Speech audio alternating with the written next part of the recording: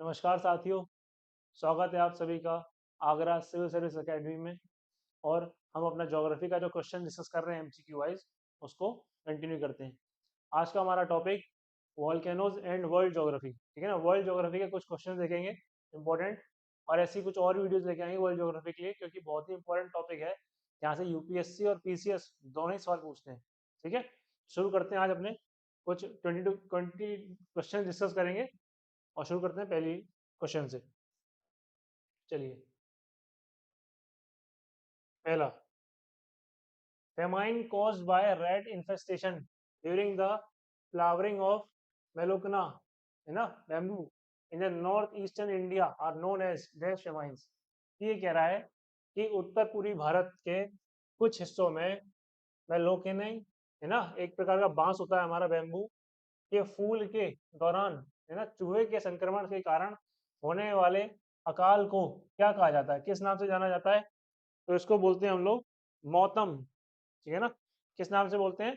मौतम अकाल के नाम से जाना जाता है इसे, मौतम। ठीक है, कहाँ मिलता है? नॉर्थ ईस्ट के क्षेत्रों में। जब चूहे हमारे एक प्रकार के बेम्बू के उसमें क्या कर देते हैं, रेड मार देते हैं, किसी तरह घुस जाते हैं, उधर क्या होगा? मौतम नाम का अकाल पड़ जाएगा। ठीक है, चलिए, नॉर्थ ईस्ट रीजन, मणिपुर का क्षेत्र, मौतम अकाल का नाम है।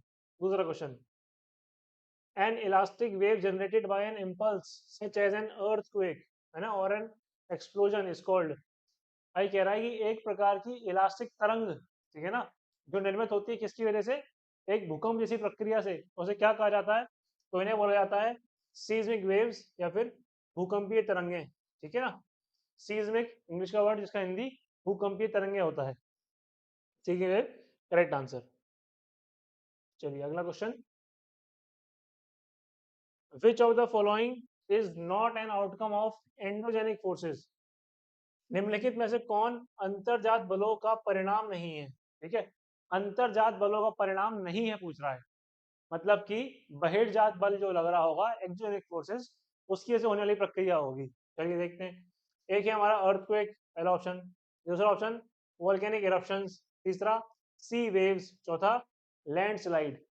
तो यदि आपने चैप्टर पढ़ा है जियोमॉर्फिक प्रोसेस वाला, भू आकृतिक प्रक्रियाओं वाला, तो आपको समझ में आ जाएगा कि अर्थक्वेक, वोल्केनिक इरप्शन और लैंडस्लाइड, ये सब क्या है? अंतरजात बलों की वजह से होती हैं। और सी वेव्स केस की वजह से होती हैं, समुद्री तरंगे मेनली किसकी वजह से होती हैं? एक्सटर्नल फोर्सेस, या फिर हम लोग बोल सकते हैं इसको हम बोलते हैं टाइड्स, ज्वार भाटा, है ना, जो कि किसकी वजह से आता है? हमारे गुरुत्वाकर्षण, चंद्रमा और पृथ्वी के बीच का गुरुत्वाकर्षण है, ग्रेविटी, उसकी वजह से होता है। करेक्ट आंसर क्या है हमारा?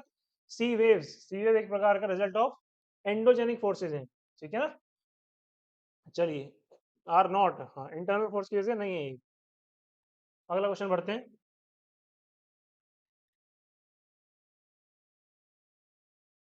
Ash are built up by the liquid and solid rock erupting from the Earth's interior। ये कह रहा है कि इनमें से कौन सी चीज किससे बन रहा है?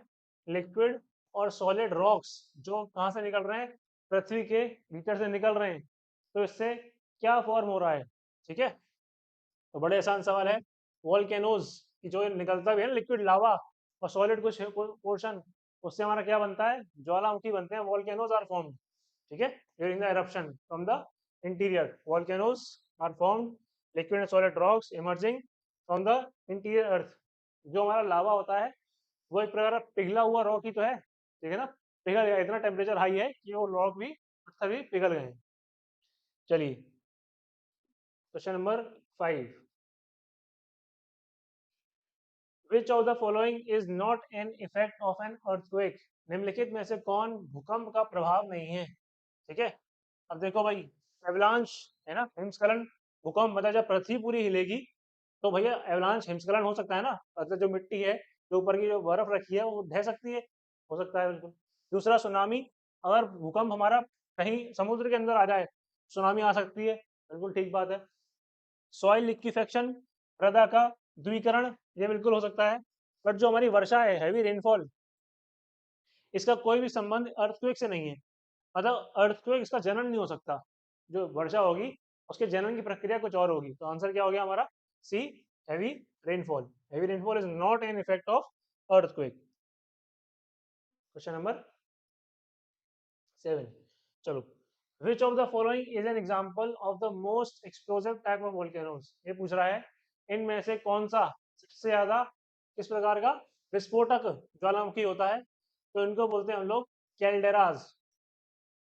जैसे कि मान लीजिए ये हमारा एक ज्वालामुखी है, ठीक है, और ये जो इसका माउथ होता है ना, ये माउथ, इसको हम लोग कैल्डेरा ही बोलते हैं। जो ज्वालामुखी ज़्यादा विस्फोटक होते हैं तो उसमें लावा बहुत तेजी से निकलता है, और ये कैल्डेरा थोड़ा और क्रैक होके थोड़ा और ऐसे टूट के और बड़ा हो जाता है, इसलिए इनको बोला जाता है क्या, कैल्डेरा वोल्केनोज। ठीक, caldera Jwalamukhi, caldera volcanoes example of explosive type of volcano. ठीक है, बाकी सिंडर में क्या होता है, सिंडर शंकु मतलब कि इसमें धूल के कण ज्यादा होते हैं, ठीक है ना, सॉइल पार्टिकल ज्यादा मिलेगा आपको। चलिए,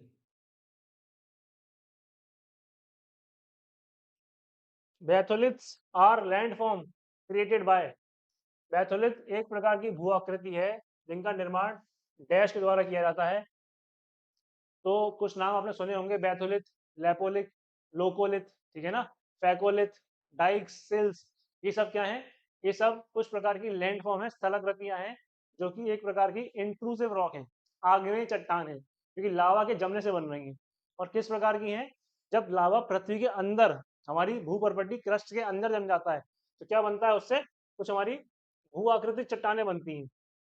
तो ये क्या है, वॉल्केनिक एक्टिविटी की वजह से होने वाला, ज्वालामुखी प्रक्रिया की वजह से होने वाला एक प्रकार की भू आकृतिक चट्टान है, ये लैंडफॉर्म है। चलिए, question number 9, which water body is adjacent to the Atlantic Ocean located in the southeast of the Gulf of Mexico। अब देखो भाई, गल्फ ऑफ मैक्सिको अगर किसी को याद है कि जैसे यहाँ पे हमारा, ऐसे बनाऊं रफली,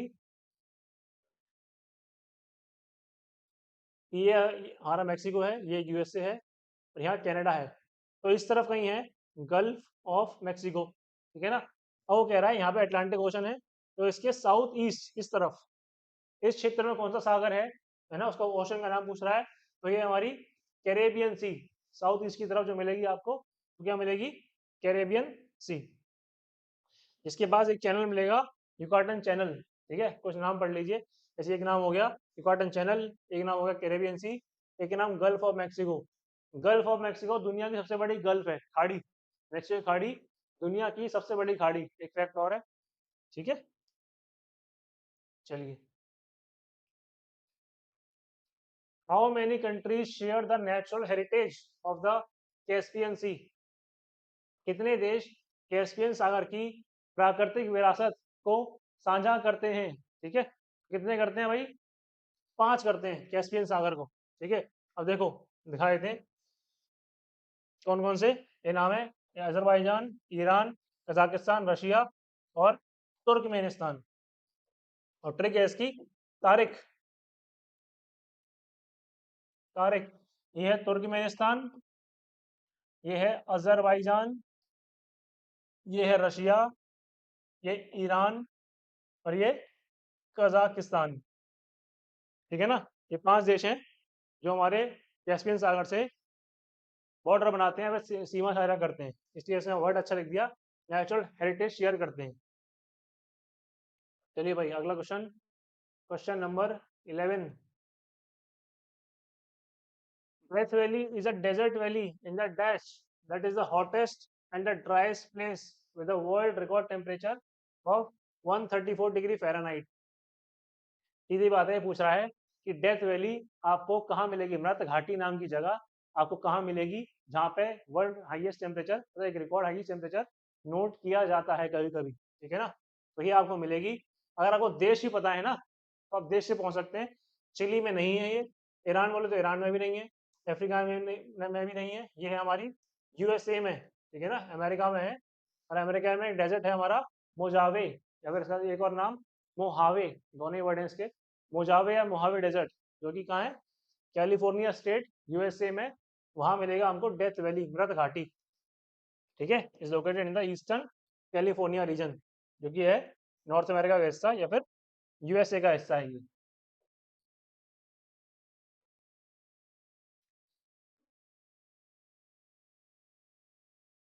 What percent of total geographical area of the world does India accounts for?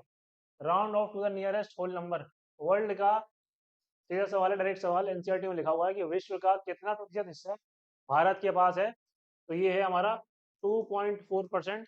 इसने बोला होल नंबर कर दो, कन्वर्ट कर दो, तो इसका आंसर हो जाएगा 2, है ना। तो ये 0.5 से कम है, इसलिए 2 हो जाएगा इसका आंसर।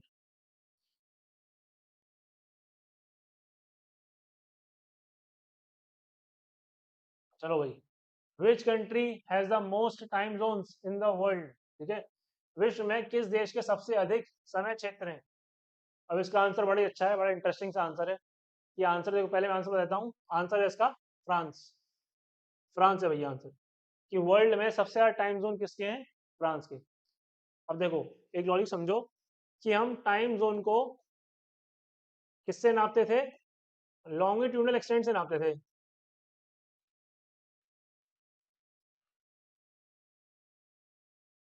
कि जो देश जिसका देशांतरीय विस्तार सबसे अधिक होगा, लॉन्गिट्यूडनल एक्सटेंट ज्यादा होगी, और जितना चौड़ा फैला हुआ होगा उतने ज्यादा टाइम जोन होंगे उसमें। ठीक है ना। जैसे कि हमें पता है कि रशिया बहुत चौड़ा देश है, तो रशिया में बहुत सारे टाइम जोन हैं। उन्होंने बहुत सारी लॉन्गिट्यूड्स देशांतर चुन ली हैं जिनसे वो समय नापते हैं। ऐसी यूएसए ने भी रख रखी हैं, ऐसी चाइना ने भी रख रखी हैं। बट फ्रांस जो है ना, जो मेन फ्रांस है, वो बड़ा छोटा सा देश है, तो बहुत सारी लॉन्गिट्यूड तो नहीं गुजर रही। बट इसका आंसर फ्रांस क्यों है? क्योंकि फ्रांस के पास 12 टाइम जोन है, 12 12। ठीक है ना। आंसर ये क्यों है? क्योंकि फ्रांस के पास बहुत सारी छोटी छोटी टेरिटरी है वर्ल्ड वाइड। जैसे कि जो यूरोप में फ्रांस है ना, वो तो मेन कंट्री हो गई। उसके अलावा उसके कुछ आइलैंड्स पैसिफिक ओशन में भी हैं, कुछ आइलैंड्स इंडियन ओशन में भी हैं, कुछ इसके आइलैंड अटलांटिक ओशन की तरफ भी हैं। तो बहुत बड़ा फैला हुआ विस्तार है। तो उन सबको मिला के कितने बन जाते हैं? 12 टाइम जोन, जो किसके हैं? फ्रांस के। और ये हाईएस्ट है नंबर में। ठीक है, देखो ये लिखा हुआ है, there are 12 time zones of किसके? फ्रांस के। Many islands are spread in many parts of the world. France के कुछ बहुत सारे द्वीप जो पूरे विश्व में फैले हुए हैं। अच्छा सवाल है ये, क्योंकि इसमें तुक्का सही नहीं लगेगा। ठीक है ना, इसलिए फ्रांस आंसर है भाई। अगला question, in terms of abundance of metals, metal की बात कर रहा है, in the earth solid crust which place does iron enjoy? की पूछ रहा है कि हमारी जो पृथ्वी की जो भूपर्पटी है, कि क्रस्ट है, उसमें धातु में दूसरे नंबर पर कौन आता है? ठीक है ना। तो पहले नंबर पे आता है एल्यूमिनियम सियाल, दूसरे नंबर पे आता है आयरन एफई। तो आयरन हमारा आता है सेकंड नंबर। आयरन के बारे में पूछ रहा है। ठीक है, एल्यूमिनियम मेक्स द 8% और आयरन का कितना परसेंट है? 5%। चलिए, अच्छा सवाल है, ये भी confusing. A major portion of Safed Koh mountain range lies in, direct factual सवाल है। ये एक हमारा राज्य है, पड़ोसी राज्य पाकिस्तान, है ना। वहाँ मिलेगा आपको सफेद को। इसको स्पीन घर भी बोलते हैं। जो कहाँ मिलेगा आपको? खैबर क्षेत्र, पश्तून वाले क्षेत्र में मिलेगा। और कुर्रम डिवीजन, एक कुर्रम नाम की पहाड़ियाँ भी मिलेंगी। एक नदी भी है कुर्रम नाम की, जो पाकिस्तान में बहती है। कुर्रम डिवीजन का हिस्सा है ये। ठीक है, कहाँ मिलते हैं? पाकिस्तान में डायरेक्टली। क्या नाम है? सफेद को पहाड़ है एक प्रकार के। चलिए, अगला question, a mass of snow and ice that moves slowly under the influence of gravity along a confined course away from its place of accumulation is called? देखो भाई, बड़ा ही आसान हो गया ये। मास ऑफ स्नो कह रहा है, बर्फ का एक द्रव्यमान। अब इनमें से देख लो भाई कि कौन सी बर्फ है। क्या लेगून बर्फ है? ब्लॉक माउंटेन, हमारे जो खंड पर्वत होते हैं, क्या वो बर्फ के होते हैं पूरे? प्लेटू पठार बर्फ है भाई? ग्लेशियर है, हिमनद। हिमनद आंसर है। ये कहना चाह रहा है कि जब बर्फ का बहुत बड़ा टुकड़ा एक सन एक संग एक ही साथ हमारे गुरुत्वाकर्षण के प्रभाव में बहता है, उसे क्या कहा जाता है? उसे ग्लेशियर या फिर हिमनद कहा जाता है। ठीक है, चलिए अगला question, question number 17, which of the following is the main cause of bad lands? कि जो हमारी खराब भूमि होती है ना, या फिर जिसका बहुत ज्यादा अपर्दन हो जाता है, तो वो उसका मुख्य कारण क्या है? तो मैंने वैसे वर्ड बोल ही दिया कि जो जब अपर्दन हो जाता है ना, मिट्टी मिट्टी का क्षरण, सॉइल इरोजन जब हो जाता है, तब हमारा क्या बनता है? बैड लैंड बनता है। देखो भाई, बाकी ऑप्शन क्या है? स्केंटी रेनफॉल, और वर्षा की कमी है तो क्या वेटलैंड बन जाएगा? तुरंत नहीं बनेगा। यदि वर्षा कमी होगी तो उससे लीड क्या होगा? इरोजन ही होगा उससे एंड में जाके। तो इरोजन है फाइनल आंसर, जिसकी वजह से क्या बनते हैं कोई चीज बैड लैंड या खराब भूमि बोलते हैं जिसे, ठीक है ना। Soil erosion is the main cause. उसके अलावा water logging, excess use of chemical fertiliser, deforestation, excessive animal grazing, ये सब भी क्या है? अर्बनाइजेशन, ये सब भी क्या है जिसकी वजह से क्या होगा? बैड लैंड क्रिएट होगा। बैड लैंड का मतलब ऐसा भूमि का क्षेत्र जहां आप कृषि नहीं कर सकते, ठीक है ना, क्रॉप्स नहीं उगा सकते, एग्रीकल्चर नहीं होगा, वो बन जाएगा बैड लैंड। चलिए next question. The process of waste water treatment is commonly called dash treatment, ठीक है ना। देखो भाई, वेस्ट वाटर ट्रीटमेंट को सुना भी होगा सबने। क्या हम पॉल्यूटेंट ट्रीटमेंट कहते हैं, बैक्टीरिया ट्रीटमेंट, माइक्रोब ट्रीटमेंट, ये कहते हैं हम लोग सीवेज ट्रीटमेंट, क्योंकि हमारा टोटल सीवेज वेस्ट ही होता है, उसको हम ट्रीटमेंट करते हैं। सीवेज ट्रीटमेंट प्लांट लगाते हैं, उसको बोला जाएगा क्या? वाटर वेस्ट मैनेजमेंट का ट्रीटमेंट करना है हमें, ठीक है ना, also called as sewage treatment. चलिए question number 19। Dash refers to a sanitation system in which toilets collect human excreta in sea-level removable cartridges that are transported to treatment facilities।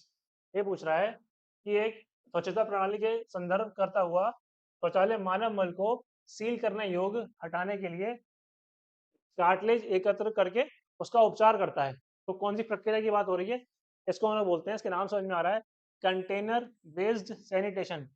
एक container के प्रयोग से उसमें पूरा मलबा भर लेते हैं, मतलब हमारा मल भर लेते हैं, ह्यूमन एक्सक्रीटा, और उसे सैनिटेशन के लिए या फिर सीवेज के लिए लेके जाते हैं, ट्रीटमेंट के लिए। उसे बोलते हैं CBS, ठीक है ना, CBS, container based sanitation, CBS। चलिए भाई question number 20। A dash tank is an underground chamber made of concrete, fiberglass, or plastic through which domestic water waste होता है, सीवेज होता है, flows for basic treatment, ठीक है। सुना भी होगा सबने, एक सिंपल सा वर्ड है, इसका नाम है सेप्टिक टैंक। घरों में बनता है ना, कहीं पर टैंक बनाए जाते हैं जहाँ पे पूरा वेस्ट जमा होगा, फिर वहां से जो हमारा मेन पाइप होगा कम्युनिटी का या म्यूनसिपैलिटी का, वहाँ वेस्ट जा रहा होगा, that is known as septic tank, ठीक है। सेप्टिक टैंक होता है जो कंक्रीट का, फाइबर ग्लास का, प्लास्टिक का भी बना हो सकता है, मेनली अंडरग्राउंड ही रखा जाता है। चलिए तो इसी के संग हमारे 20 क्वेश्चन आज के खत्म होते हैं। आशा करता हूँ मैं कि आप लोग रिवीजन कर रहे होंगे और आपको क्लास समझ में आ रही होगी। यदि आप कोई स्पेशल टॉपिक चाहते हैं तो आप उसको कमेंट में लिख सकते हैं। बाकी हमारी वीडियोस को लाइक करिए, चैनल को सब्सक्राइब करिए और अपना सपोर्ट बनाए रखिए। Thank you.